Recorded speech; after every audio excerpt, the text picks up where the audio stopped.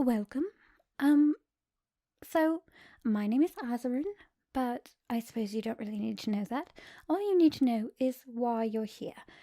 I suppose you got the letter, about the court hearing. In fact, I'm just going to ignore that letter and believe that you all are here because you choose to believe that I'm innocent. Not the fact that you're forced to be here by the law. In fact, I'm going to say one simple fact, and that is that I wouldn't even be in this mess if it weren't for the doings of my twin sister. I'll start from the beginning, shall I? So, it all started this morning.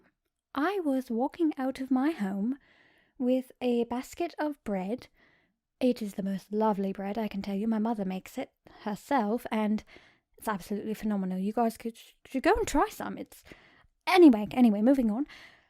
I was going to bring it down to the village for some locals to try. They hadn't ever had it, and my mother was absolutely appalled. So I was walking down to the village, and I passed by the pub. We have two pubs, you see, one in the village and one outside the village. I don't know why, but I think it was an old building that they converted into a pub for some reason. They just decided that was the best use for it. I don't know. Anyway, I was walking by the pub, and someone, two fine gentlemen, policemen came, and they, pardon me, I hit my hand. They told me that, Miss, where were you before 9:30 this morning? And of course it was about 11:30. So I told them I was at home, asleep, because I stayed up late that night, and I'm not a very good early riser. And they told me, well, you're going to need to come down to the station. And I politely asked, what for? Excuse me, I need to get a drink. Anyway, I politely asked what they were on about, and I may have asked if they were insane. But, never mind that, that's not important. I politely went with them, and I said, okay, look here. I don't know what you're on about, but I was asleep in my bed. There's nobody that can corroborate it. Unfortunately, I live alone, so I would like to know what I'm being charged with. And they said, oh no, miss, you're not being charged. You're a suspect in a crime. And I said, what crime? I've been asleep in my bed all morning. And the crime was apparently stealing a horse. Now, I asked myself, what would I do with the horse? I don't have a stable. Then again, horses are lovely animals. They're very majestic. Have you ever ridden a horse? I suppose some of you have, but anyway, that's not important. Like I said, I don't have any room for a horse. So I told him he was out of his mind. And he told me that he'd had evidence of seeing someone that looked just like me running through an alleyway with a horse in tow. And when they asked, allegedly, me to stop, I allegedly told them to go jump off a cliff. Now, that may sound like me. I may have used that phrase once or twice in my lifetime, but usually I am perfectly well-mannered. So I say, look, can I go back to the pub? Can I sort this all out? And they say, well, of course you can. Just be sure to have one of our officers go with you so there's no trouble. So I say, fine. I go back to the pub, and there's a Mr. Alfred, what was his name? Alfred Billingsley. And I say, Mr. Billingsley, I have been defamed. I think that's the word. I don't know.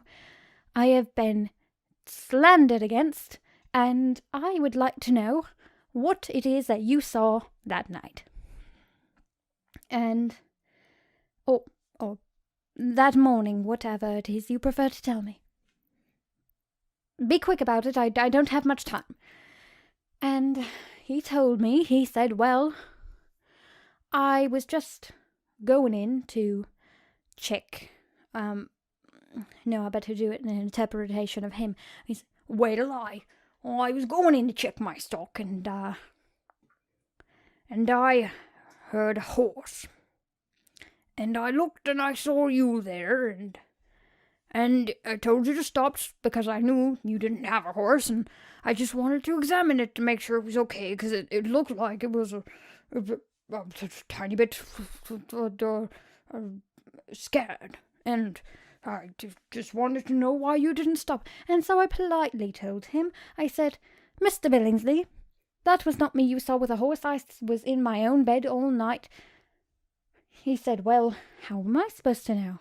And that was the time that I thought of my twin sister.